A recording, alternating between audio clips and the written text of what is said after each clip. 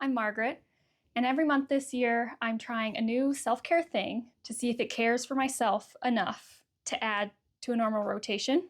So in January, I picked out 12 things to do for self-care 2026. That way I can randomly pick one at the beginning of the month and then have that month to complete it. I also put a mix of free things and purchasey things, and I'm really far behind in posting about it.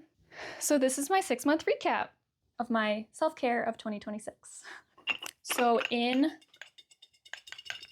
January, I got hair spa, and I was hoping to have this picked later in the year after I donate my hair, because I'm gonna do that next month, but I was still excited to do it. I did feel a little weird just being in a spa because I've never done an official spa thing. Like, I've never gotten a massage or a facial. They took a picture of my scalp, which is of course dirty because I hadn't washed my hair in like 3 days. And then you lay on like a heated bed with your head in like that sink with little rainbow water rinsing down. It probably took me half the time to feel relaxed just because I was nervous, but I did get there.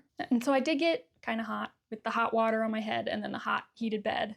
At the very end, the last rinse was with cold water, so it was nice. And then they took the after picture of my scalp and it was squeaky clean. And then I had a nice little snacky and a tea, a hot tea, while I sat under a dryer. And my hair did feel really, really clean and really soft after that. But I think I do want to try it again, because one thing is, because my hair is so heavy and long, so it just kind of pulled because my scalp has been sensitive. But that was, I think, more me than it. And my favorite part was the arm and shoulder massage, so not even the hair thing. So I do want to try it again after I do the big job.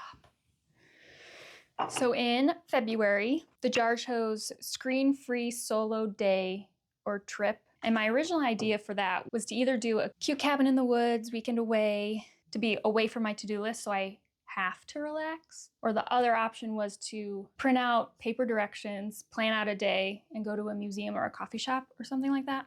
But that's more distracting me from the lack of screens. But because this was my self-care thing for February and it was winter and it was the shortest month, so I didn't really have a weekend to give up or even a day.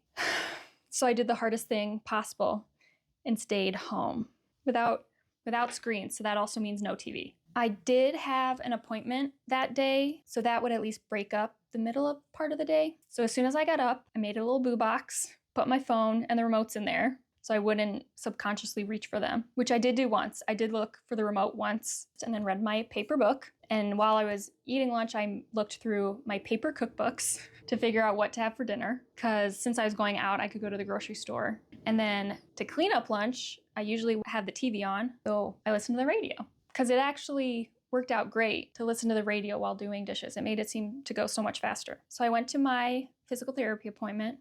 And then since I was out, I went to the grocery store with my paper list. I did take my phone out of the boo box to take with me for safety, but I did leave it in the car while I was in the buildings.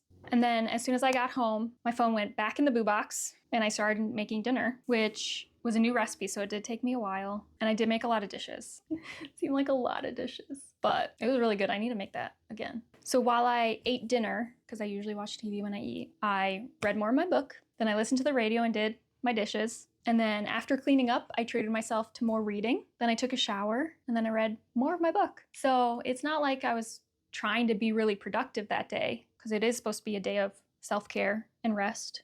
Like, I just read instead of doom scrolling, I guess. The day went great. My mind did feel very calm. It didn't feel scattered like it can when I get sucked into my phone. So it did feel good. So I definitely think I need to do more screen-free days. I still want to do my cozy little cabin in the woods, but I always thought about that in the fall.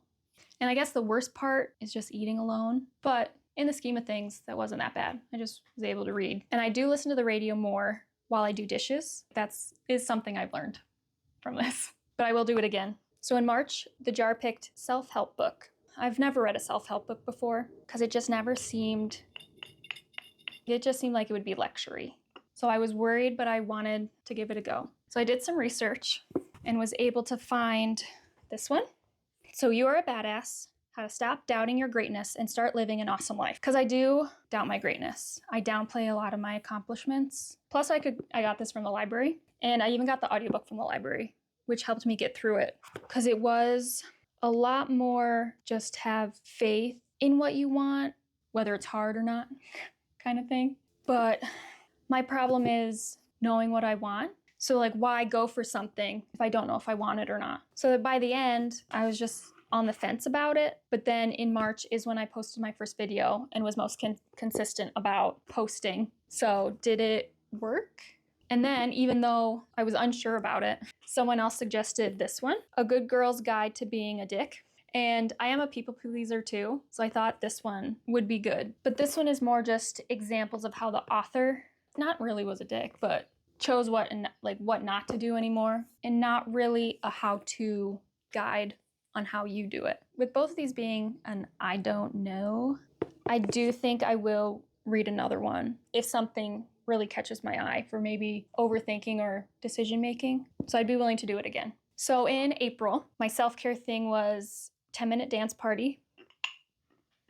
The idea is to just get out of my own head with movement and get it out. And so as soon as I picked it in April, I could have done it right then. And I tried to look up a 10-minute dance mix, but they were all workouts.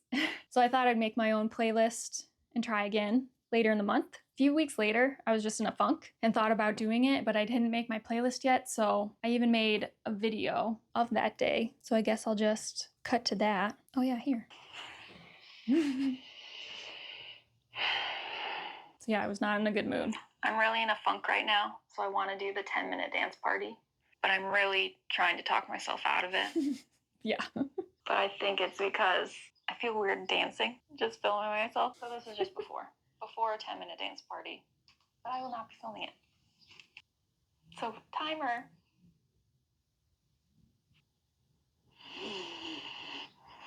Yeah, picking a song is hard. Okay. Before 10 minutes. Bye. So after 10 minutes. So after the 10 minutes, I do feel better, but I kind of felt stupid the whole time. And I was just hopping and twirling. And I always wanted to keep cleaning. I was like, no, I need to dance. So maybe the songs weren't the best, but I'm in a better mood. So I guess that works. Will I do it again? No, probably not. I'm in a better mood though. So I guess that's the point. So 10-minute dance party. So my feelings now about the 10-minute dance party is it was too long. It'd be better as 5-minute dance party or even just one song that you just really get in there, get the noise out of here. But yeah, it wasn't really dancing. It was definitely just movement, but it did put me in a better mood. It was just too long because by the end of it, I was feeling awkward by just still going. But the songs might help with that. I'll do it again, but shorter, way shorter. So in May, my self-care thing was to volunteer. The idea behind that one is help yourself by helping others kind of thing. My first idea was to volunteer at a pet shelter and then get some free puppy therapy while at it, and then worry about, I would want to take them all home. And then when I was looking up applications for it, they did seem to want a more fixed schedule. So I didn't really want to do that much commitment because I also need to take care of myself. But while I was looking things up, I found a food bank that I'm familiar with that was doing a bigger food drive. They were looking for specific shifts of volunteers to help, and I was able to do a 4 to 6 shift, and that definitely seemed more bite-sized. So that day, people were able to donate food in their mailbox. The postal workers would pick it up, take it back to the post office hub. Volunteers from the food bank would bring it back to the food bank. Then volunteers there would help unload the truck and then help sort and then put them into like items and then put them into their pantry area. So when I got there, it was already in the swing of things. So I did feel kind of weird, like I was late, even though I did get there at like my time slot. And I kind of fit in to, I guess, both places. Like I would help unload the truck and weigh the food, and then I would help bring it back to the kind of back room and then help look at expiration dates and sort it. And then that way I wouldn't feel awkward just sitting around kind of waiting for the next thing. But I was, I think, the only one to break something. No one there made me feel bad about it except just myself making me feel bad about it. And I was one of the few people to stay kind of past 6 because they still had all the tables they set out extra and I helped put those away. So I did help and stay until the end, like the end. So I did take an after video. So let's see what I had to say then. Just got back from volunteering and I'm feeling good. It was a little awkward at first, but there were lots of people there, so it made it okay. A cart ran into my heel Oh yeah, which hurt. But I'm in a good mood now. So my wrap up now is, I guess I didn't feel really good, but I didn't feel worse. It was definitely awkward, but felt accomplished. And I definitely want to do the dog walking still. Puppies. So in June, my self-care thing is buying new underwear. The idea of being, sometimes you just don't buy essentials because you have enough. I have enough underwear, but it's definitely getting thin and worn out and kind of frayed.